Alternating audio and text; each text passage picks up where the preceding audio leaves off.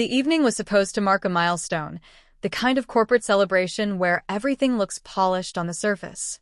My wife, Serena, had been excited for weeks.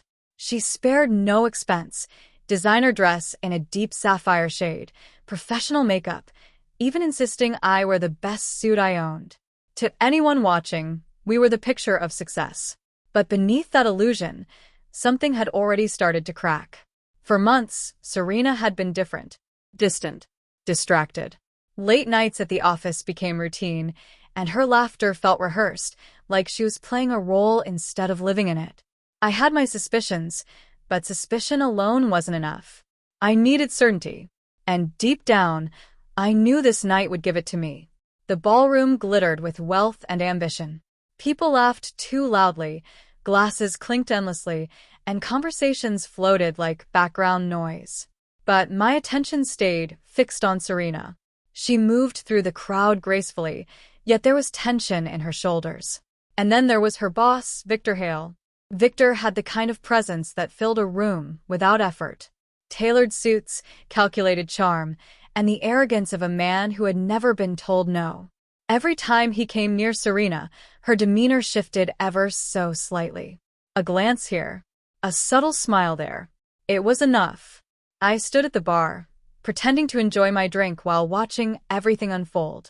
Then came the moment I'd been waiting for. Serena excused herself, heading down the hallway. Minutes later, Victor followed. I didn't hesitate. Keeping my distance, I trailed them quietly. They didn't enter the restroom. Instead, they slipped into a private lounge, shutting the door behind them. I moved closer, my heart pounding, and listened. I'm tired of sneaking around. Victor's voice came first, low and confident.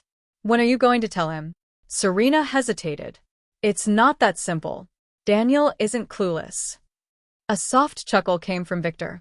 Men like him don't fight back. And even if he tried, I'd make sure he had nothing left to stand on.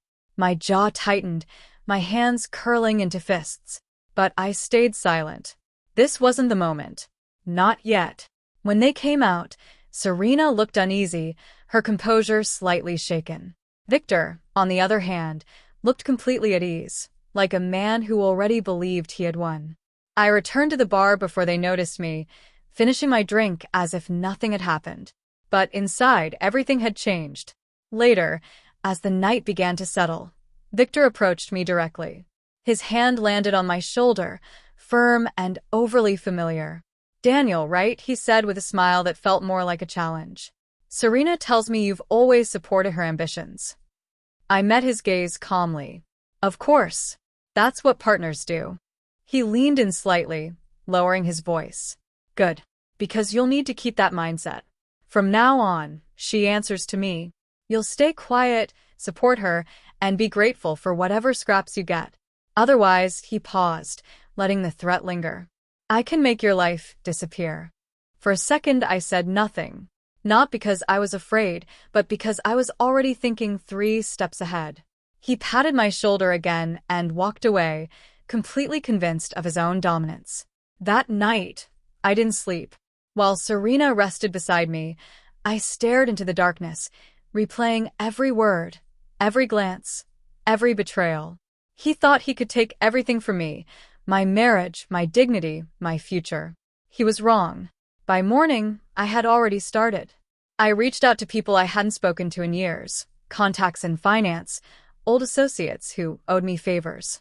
Men like Victor don't climb that high without leaving behind a trail. And I knew exactly where to look. Within days, I had everything. Hidden accounts, manipulated financial reports, quiet settlements to bury past scandals. Enough to destroy not just his career, but his entire reputation. Then I turned my attention to Serena. It didn't take long to uncover messages, explicit, detailed, undeniable.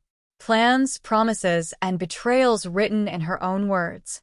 Each message felt like a blade, but I didn't let emotion interfere. This wasn't about heartbreak anymore. It was about precision. The opportunity came faster than expected. Victor was hosting a major investor event the following week. A high-stakes evening that would determine the future of his company.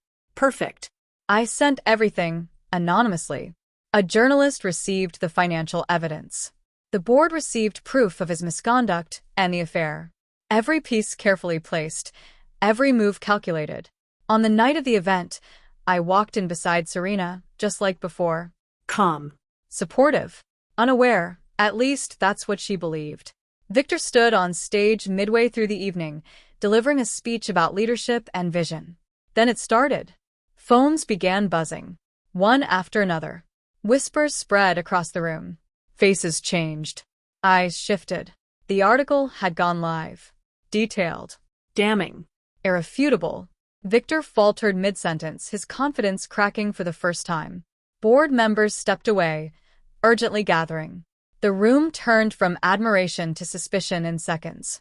Chaos followed. And then I turned to Serena. "You should check your email," I said quietly. She frowned, pulling out her phone. As she read, the color drained from her face. Her own words. Her own betrayal. Staring back at her. "Daniel, I can explain." I cut her off. There's nothing left to explain.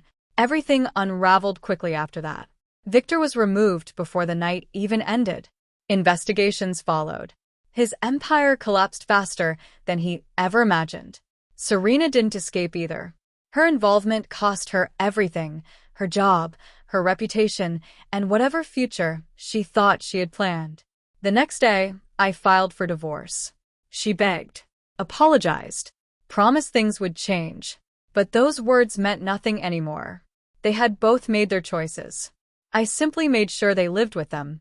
Walking out of the courthouse weeks later, I felt something I hadn't felt in a long time. Peace. In the end, it wasn't strength or power that brought Victor down. It was arrogance. He believed I was weak, that I would accept whatever was handed to me. But he forgot something simple. A man with nothing left to lose doesn't break. He rebuilds and makes sure those who try to destroy him fall first.